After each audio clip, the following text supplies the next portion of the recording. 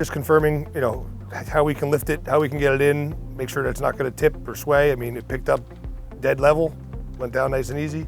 The specs were very accurate. I mean, the drawings were done right. We hit all our numbers, and as you can see, we put it in, we hit our marks, and it's level, it's on grade.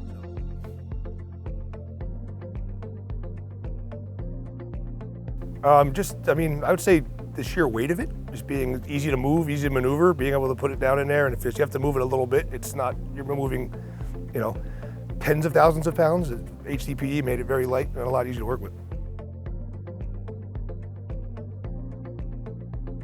This is the first one I've put in, so it's the only thing I can go off of, but it was a piece of cake. I mean, really, it was very easy. It ain't always that way every day. I took it off the truck and put it in the ground. As far as the manufacturing of it and everything else, my PMs dealt with that, but I mean, I had no issues with this. This was a piece of cake, really. It was one of the easier jobs, install like this that we've done.